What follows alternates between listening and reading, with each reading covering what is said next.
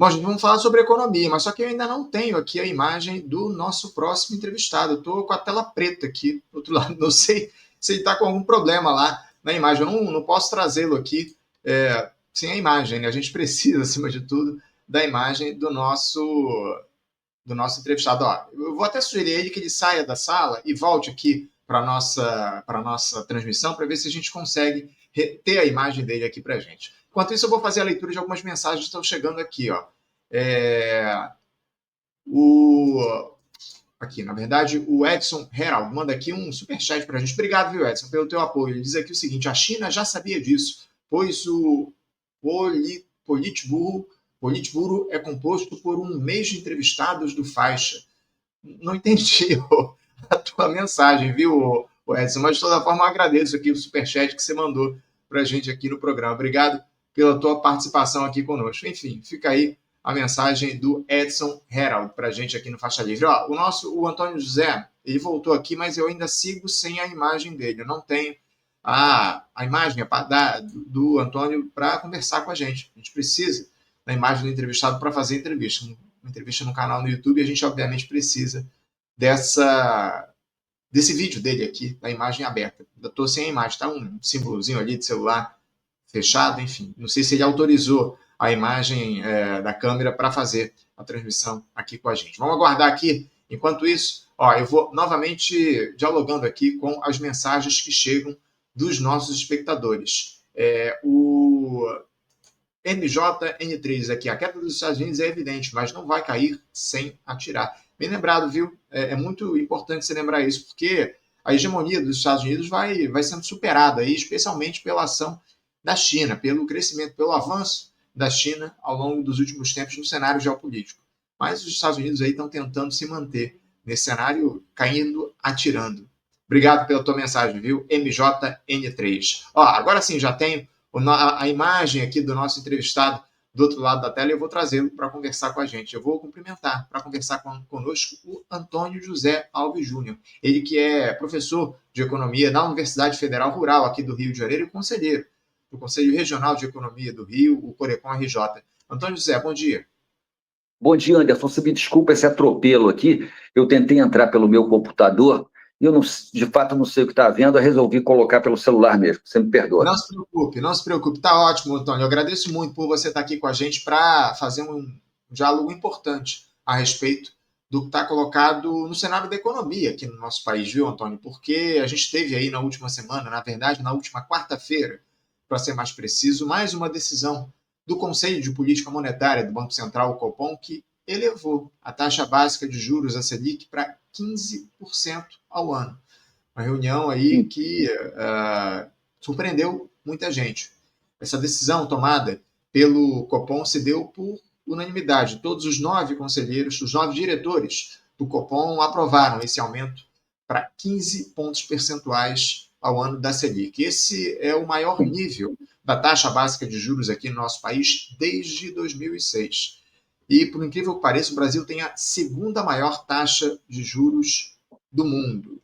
Mas tem aqui, Antônio, isso provocou muita revolta e perplexidade das pessoas que dialogam com a política monetária aqui no nosso país. Enfim, eu queria que você avaliasse esse novo reajuste, esse novo aumento da taxa básica de juros da Selic aqui no nosso país. Enfim, o que a gente pode dizer a respeito dessa alta? Tá bom. Anderson, então bom dia a todos. Anderson, depois de ouvir a intervenção do professor Carlos Eduardo Martins, a gente perde até a noção do que é relevante, não é? Porque a gente está num desdobramento assim da conjuntura internacional que parece trazer, de fato, mudanças muito graves. Eu não estou dizendo isso à toa, porque tem implicações para a discussão da Selic, eu vou dizer mais adiante. Primeiro, me surpreendeu que nem mesmo o mercado financeiro tinha expectativas de que essa taxa fosse subir. Não era uma unanimidade, né? Há previsões, eu acabei de pegar a pesquisa Focus, né? Havia uma previsão de que a taxa ao final do ano estaria em 14,75%, o mercado imediatamente reajustou a previsão da Selic para 15% para o final do ano.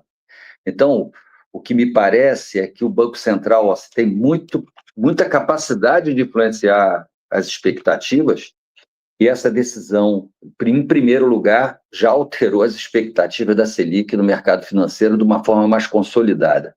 Tá?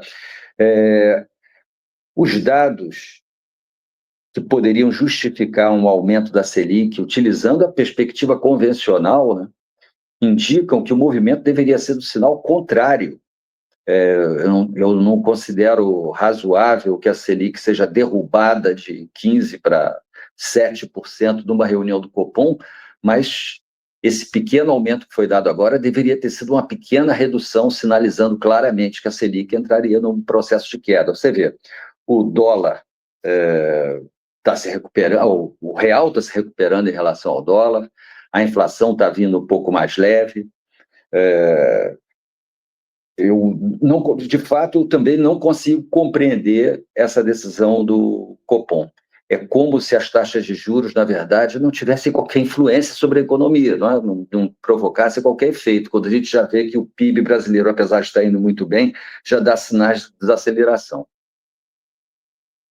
Sem dúvida alguma. O PIB vai muito bem, mas acima de tudo, o que o Banco Central quer com essa política de juros é conter a inflação. Pelo menos esse é o argumento que tem sido usado pelo Comitê de Política Monetária, que já antecipou, inclusive, o Copom, que deve interromper esse ciclo de alta na próxima reunião do comitê no fim do mês de julho, mas avisou que vai analisar se o atual nível de juros mantido por um período bastante prolongado será realmente suficiente para levar a inflação para a meta de 3%.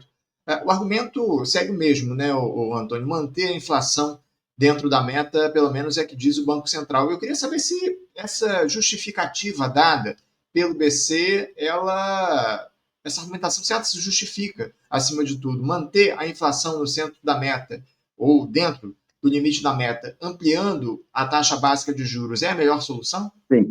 Pois é, Anderson, então, antes de eu desenvolver o raciocínio, eu queria dizer o seguinte, né? Primeiro, quando a gente olha para a macroeconomia brasileira, a gente não pode pensar que estamos vivendo um caos ou uma destruição da economia. Não é isso, né? Como você mesmo falou, o país continua crescendo, estão sendo gerados empregos, etc. Né? O mesmo a gente pode dizer da inflação. Quer dizer, não há sinais concretos de que a inflação esteja descontrolada. Ao contrário, os últimos dados têm mostrado uma tendência ao arrefecimento da inflação. Tá? E outra, vai ser muito difícil a gente conseguir, num intervalo muito curto, trazer essa inflação agora, que foi causada por uma série de choques, especialmente de custos, trazer essa inflação para um nível de 3%. Né? Então, acredito que nem o Banco Central tenha essa ilusão, né, de que seja possível fazer isso. O que me parece é que tem uma característica da política monetária brasileira que está enraizada na política monetária, que é uma dificuldade de pensar em termos de crescimento econômico, ou melhor, de colocar a política monetária a favor da aceleração do crescimento econômico. Né? O Brasil ainda precisa crescer bastante, há oportunidades, ao mesmo tempo há muitos desafios, e eu não consigo compreender como é que taxas de juros elevadas poderão nos ajudar. Eu vou passar para você agora e depois eu desenvolvo. Fica difícil entender, né, o Antônio, Sim. como é que essas taxas de juros podem, de alguma forma, ajudar o país. Mas eu queria que você falasse um pouco justamente a respeito disso, né?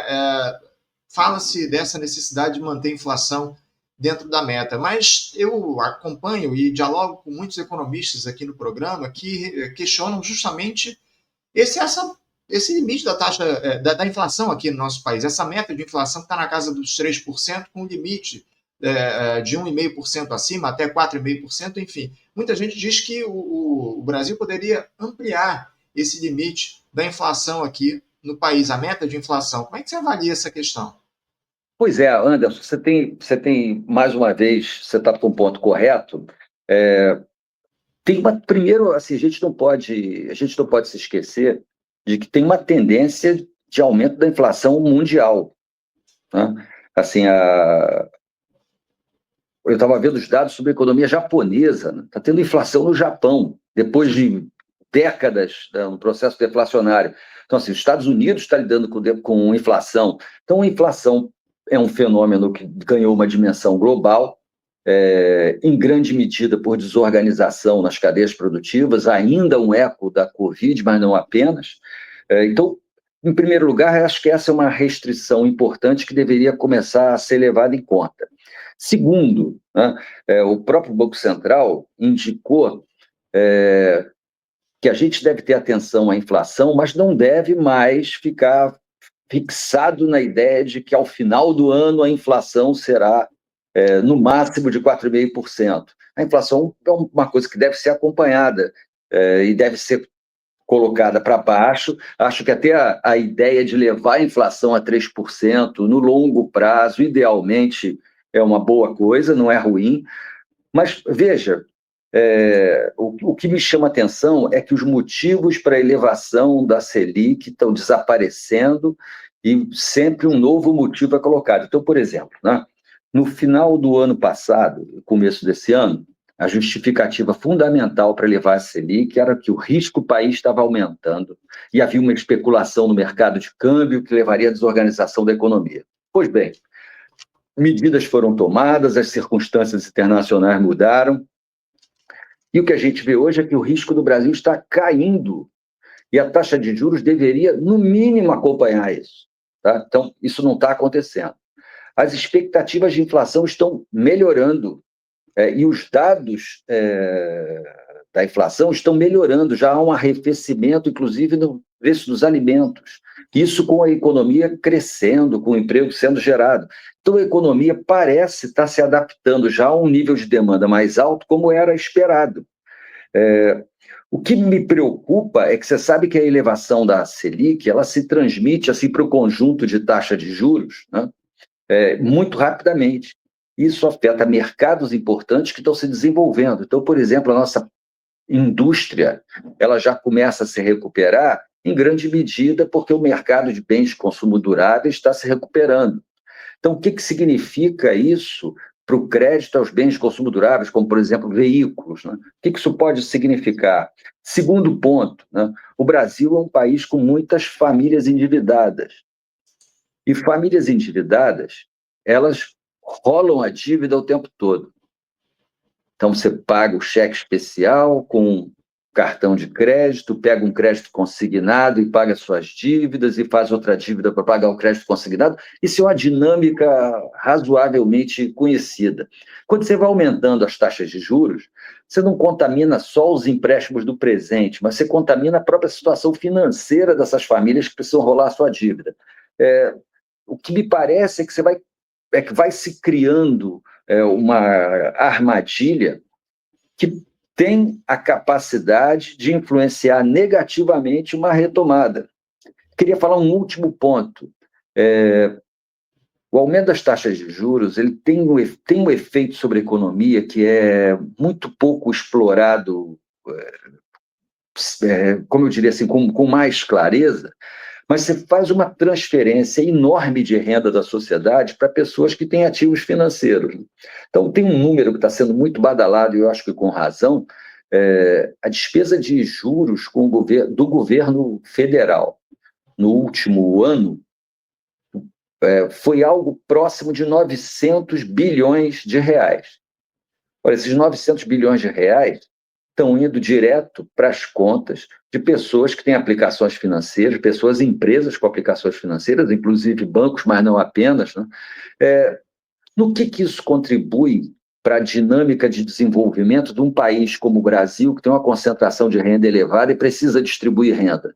Então, assim, o Banco Central deveria estar envolvido mais diretamente num programa de desenvolvimento econômico em que essas dimensões, o crescimento, a distribuição de renda, fossem levadas em conta junto com o controle da inflação. Eu não sou do grupo de economistas que acha que a inflação pode crescer à vontade ou que pode correr solta. Eu sou a favor de ter um controle da inflação, mas isso não pode ser o único objetivo. E eu não sei por que perseguir outros objetivos prejudicaria o controle da inflação. Por exemplo, uma das formas da gente controlar a inflação em um médio tempo é aumentar a produção de alimentos, é aumentar a produção de bens de consumo. Eu te pergunto, no que a elevação dos juros básicos que se transmite para o conjunto de juros da economia ajuda nisso? Na minha opinião, em nada.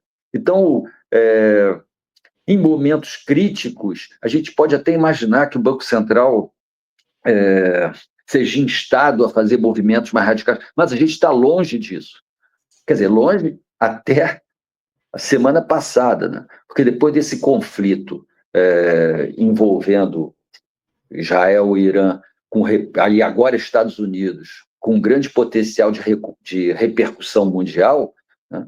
A gente pode passar por um solavanco, e será que o Banco Central novamente vai pegar as taxas de juros e aumentar para 20% para equilibrar a economia brasileira? Ou, quer dizer, o Banco Central vai assumir sozinho a responsabilidade de resolver os problemas brasileiros ou vai passar a fazer parte de um arcabouço de política econômica? Essa é que é a grande questão, né?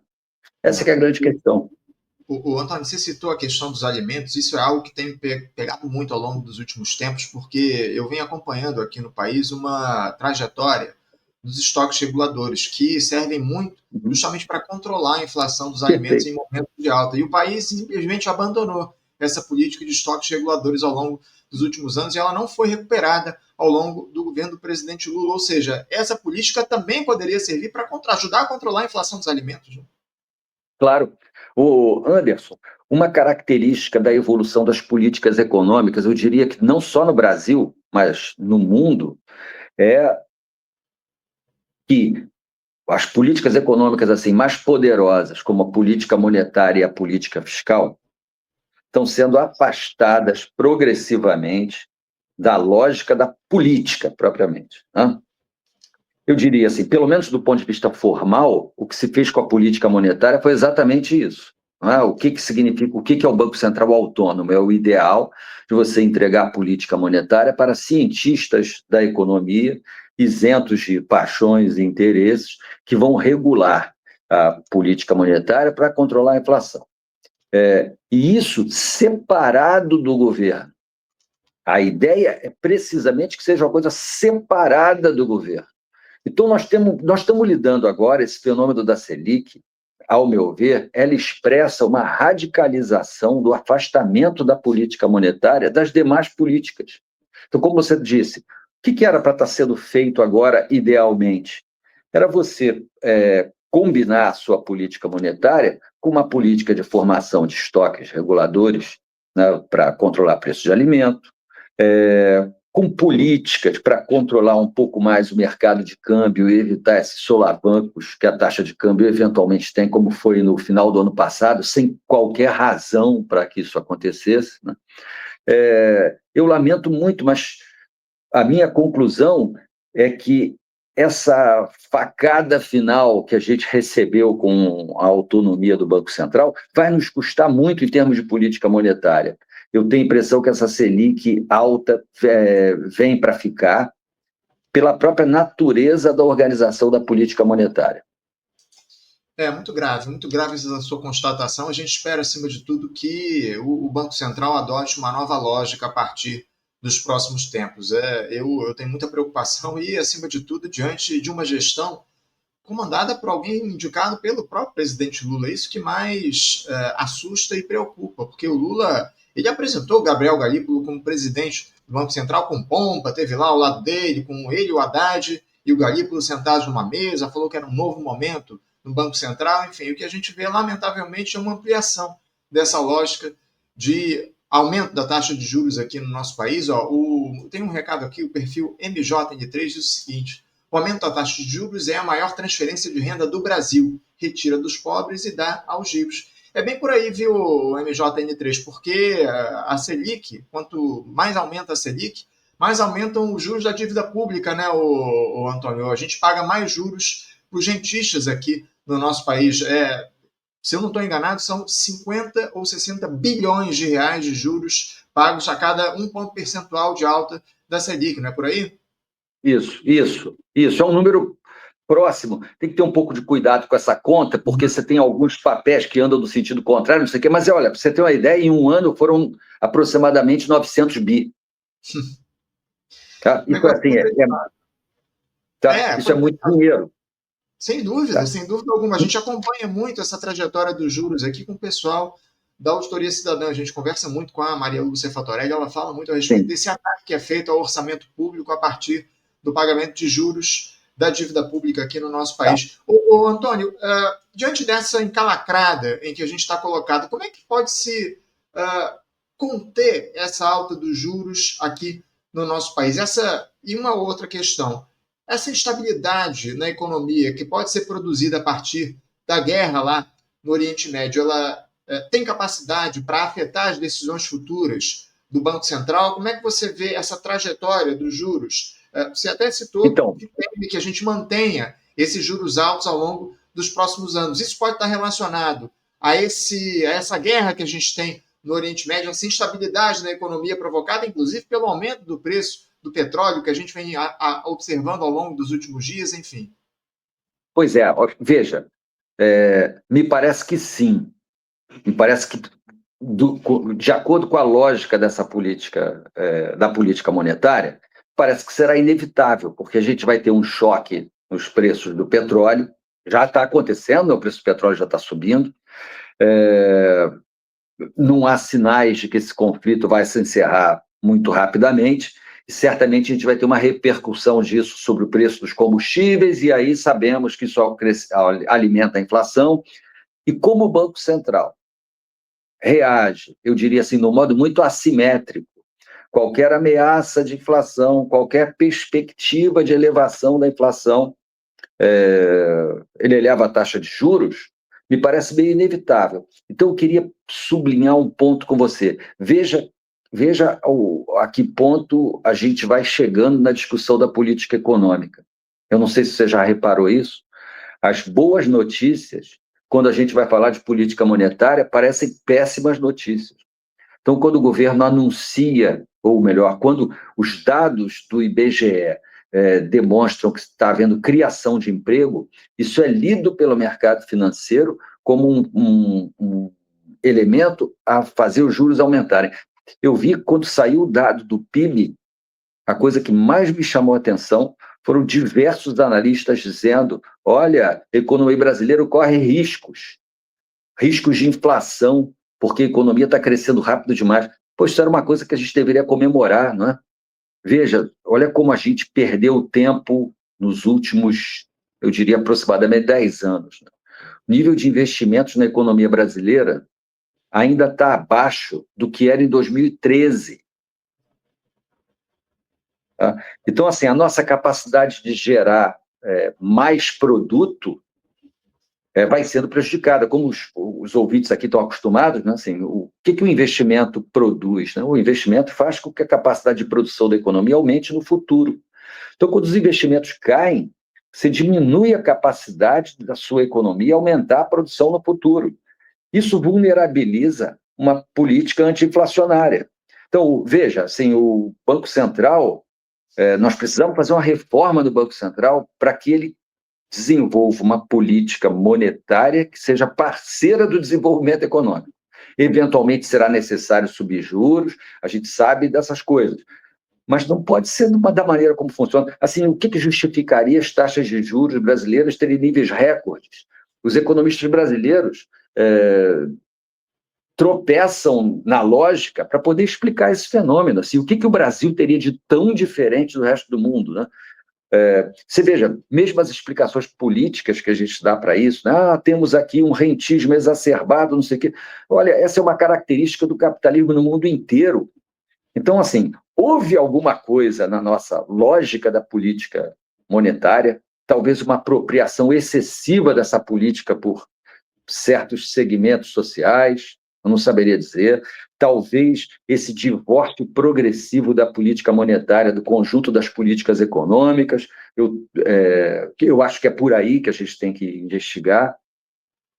Mas, assim, eu acho que muitas vezes o Banco Central, no afã de fazer o controle da inflação, ele vai dando tiros na própria política econômica, vai prejudicando a própria política econômica. Você me daria mais um minutinho? À vontade. Veja só, assim, potenciais que o Brasil tem pela frente, né? Se a gente está falando em aumentar a produção do modo anti-inflacionário. O que seria o modo anti-inflacionário? A demanda aumenta, a produção aumenta. Você sabe que o Brasil é um dos países do mundo, especialmente economias grandes como a nossa, com taxas de participação mais baixas. O que é taxa de participação? É a participação de pessoas em idade de trabalhar no mercado de trabalho. Tá? Muitas pessoas no Brasil sequer cogitam entrar para o mercado de trabalho. Como é possível isso numa economia pobre como a nossa? Então, há potenciais a serem destravados na nossa economia que precisam ser destravados logo, e com a política do Banco Central não ajuda em nada nessa direção. Veja, a gente está agora também em vias a ter que contemplar, ter que avaliar se estamos passando por um momento de fim da globalização tal como a gente conheceu. Isso significa que a economia brasileira vai ter que se tornar um pouco mais autônoma, vai ter que reconstruir certas cadeias produtivas. No que essa política monetária ajuda? A gente tem pela frente aí o desafio da transição para uma economia mais sustentável, que emita menos carbono, que polua menos. A pergunta é, com a necessidade de fazer um conjunto de investimentos grandes para fazer essa transição, no que esta política do Banco Central ajuda? Então, assim, me parece, por incrível que pareça, que o Banco Central é muito concentrado no noticiário da semana e é movido por um temor do que possa acontecer com a inflação e faz aumentos de taxas de juros preventivos, né? Eu diria para você que não há nada que justifique as taxas nos níveis em que elas estão hoje. É isso, é muito, muito triste essa conclusão que você traz aqui para a gente, viu, Antônio, diante da trajetória que a gente vê da SEDIC. Antônio, eu queria avançar aqui no nosso diálogo, porque a gente tem falado aqui ao longo desse papo a respeito dessa guerra que a gente tem no Oriente Médio, com a participação agora dos Estados Unidos no conflito entre Irã e Israel, um negócio uma situação que produz muita preocupação, especialmente diante do poderio bélico dos Estados Unidos e, enfim, das ameaças feitas aí de reação do Irã. Eu queria que você falasse um pouco sobre os possíveis efeitos desse conflito na economia aqui no nosso país. A gente falou ainda há pouco a respeito da taxa de juros. Como é que essa guerra que se inicia lá no Oriente Médio, ou que se recrudesce, pode afetar a economia? Porque a gente tem aí uma situação grave relacionada ao petróleo. A gente teve aumentos significativos do petróleo ao longo das últimas horas. Eu até tenho um dado aqui. O barril de petróleo, o preço futuro do barril de petróleo Brent chegou a atingir uma máxima de $81,40 na abertura no mercado asiático ontem, na abertura hoje, né? Ontem aqui no horário de Brasília. Isso representa uma alta de 5,7% da cotação do barril de petróleo. Isso, obviamente, afeta demais a economia. Mas eu queria que você falasse um pouco a respeito dos possíveis efeitos, para além, obviamente, do aumento do barril de petróleo para a economia aqui no Brasil, dessa guerra que a gente observa lá se ampliando no Oriente Médio. Anderson, deixa eu lhe falar uma coisa aqui, eu vou até te decepcionar um pouco. Eu não isso é uma coisa na qual eu tenho pensado, mas eu não tenho conseguido ainda vislumbrar o quadro, tá? Mas veja, assim, o Brasil tem um setor muito dinâmico, que é o agronegócio, né? Se esse conflito se desdobrar numa recessão mundial, a gente pode ter uma queda do preço das commodities, tá? Isso afetaria um setor muito dinâmico da economia brasileira, tá? A gente fica muito fixado na coisa do petróleo, mas ontem eu vi alguns analistas dizendo que esse conflito ele tem um potencial de provocar falta de insumos na indústria farmacêutica, especialmente por causa de Israel, né, que é um produtor de insumos importantes. Então, assim, eu ainda não consigo, eu não consigo desenhar o quadro, mas não vejo elementos assim que sejam animadores, entendeu? Não vejo elementos que sejam animadores, a não ser a perspectiva que o Brasil tem que começar a reconstruir, de procurar saídas internas, sabe? Porque esse tipo de está se desenhando um quadro internacional, ficou muito claro com a eleição do Trump, né, de que a globalização, tal como a gente conheceu, parece que já se foi, né? Parece que já se foi. Então, assim, o Brasil precisa rapidamente reconstruir algumas cadeias produtivas internamente para se precaver de escassez de insumos muito fundamentais para o funcionamento da economia brasileira, substituição de importações mesmo.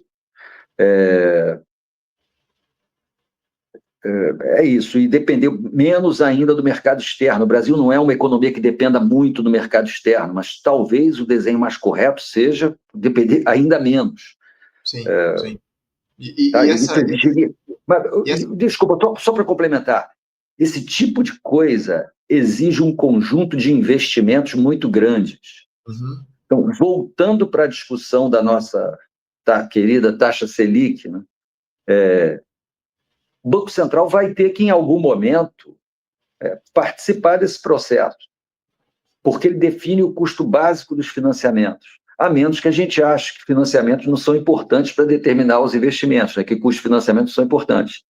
Mas eu acho que são importantes, me parece que são mesmo. É isso, é isso.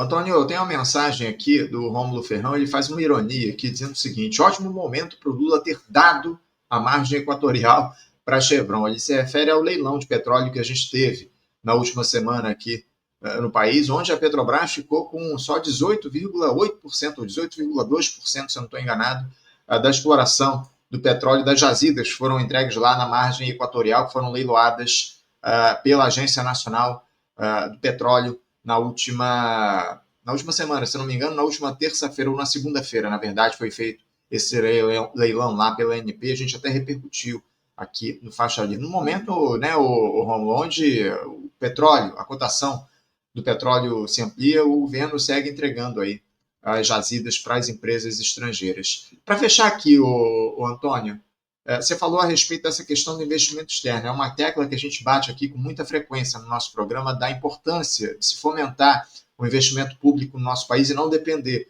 do dinheiro externo, mas infelizmente não é o que essa equipe econômica vem fazendo.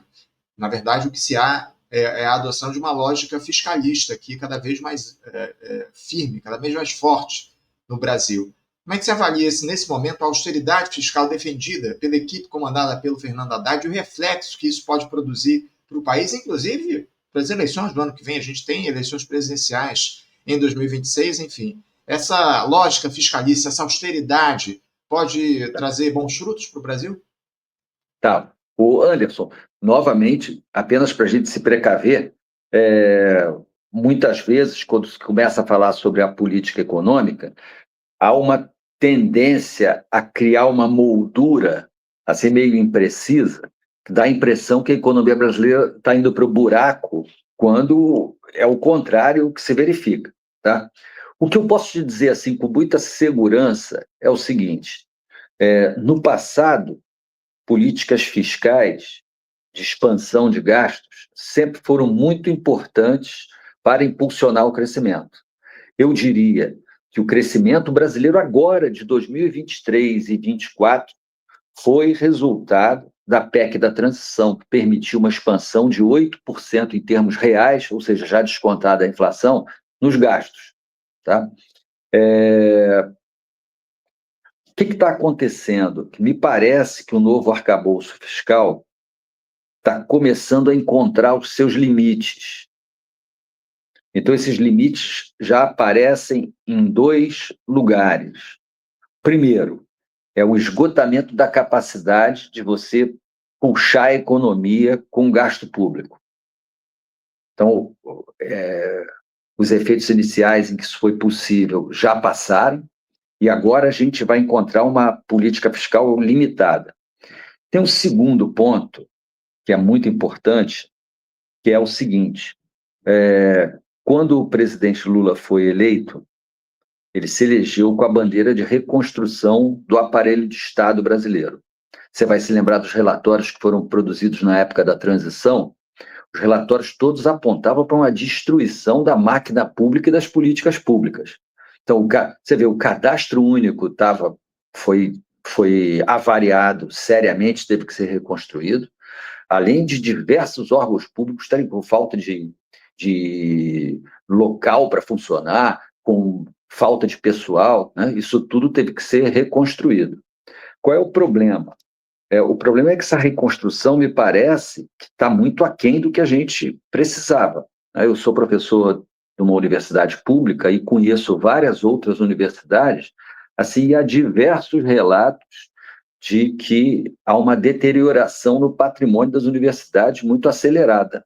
Os recursos que as universidades recebem não dão conta sequer do gasto de custeio. Tá?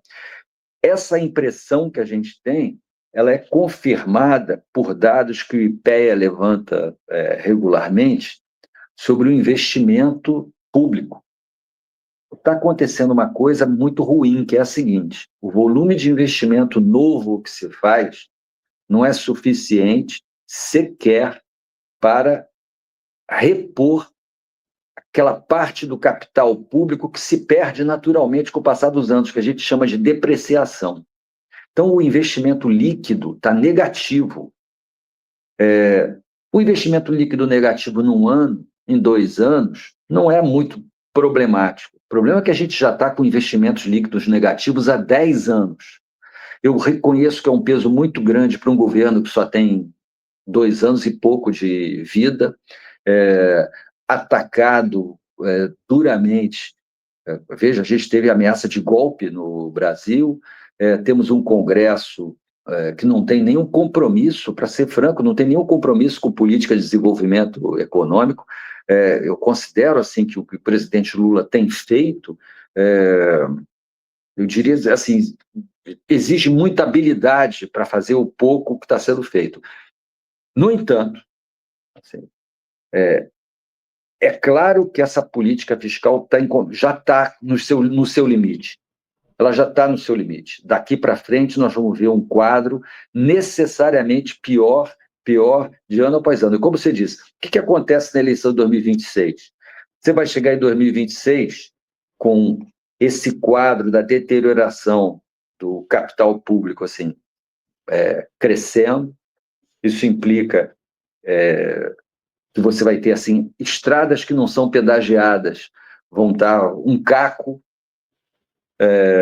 os prédios públicos vão estar caindo, não quero exagerar, usei uma palavra aqui muito ruim, mas assim, vão estar se deteriorando. Isso tem implicações para a prestação de serviço público, os salários dos servidores públicos estão deteriorados.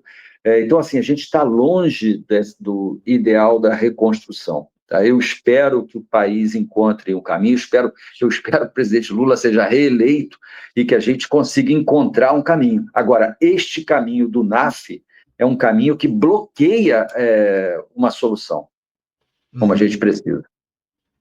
É isso, a gente tem constatado isso ao longo das últimas entrevistas que a gente faz aqui no programa. Os analistas criticam justamente esse novo arcabouço fiscal, como você trouxe aqui no nosso programa. Eu quero agradecer, viu, Antônio? Inclusive, daqui a pouquinho, a nossa próxima entrevista vai tratar justamente do desmonte do Estado a partir dessa política de austeridade. A gente vai conversar aqui com um representante do Instituto de Psiquiatria da UFRJ que está sendo desmontado diante dessa redução de recursos aí para a universidade. O Instituto é financiado pela universidade e, diante dessa redução de recursos para a educação no nosso país, especialmente para as universidades públicas, isso tem atingido demais o Instituto. Mas eu quero agradecer muito a tua presença, viu, Antônio? Obrigado.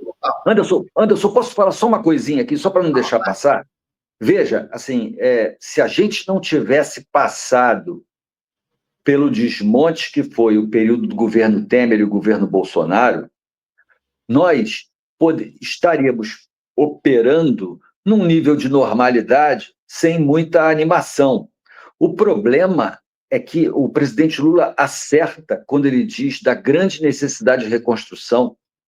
mas essa reconstrução não será feita no âmbito do novo arcabouço fiscal. Então, o quadro que o professor vai descrever aqui do desmonte, ele poderia ser repetido por diversos representantes de outras instituições, o que é lamentável, e o novo arcabouço fiscal não permite antever uma mudança nessa situação. Eu tenho acordo com parte do que você diz, mas eu, sinceramente, tenho dúvidas a respeito dessa relativa normalidade que você diz em relação à questão dos investimentos públicos. Pelo menos na educação, o investimento que a gente tem uma queda no investimento público na educação desde 2012, antes do governo Bolsonaro, né? Anderson, desculpa, eu sei que você tem seu tempo, mas eu queria deixar isso claro, tá?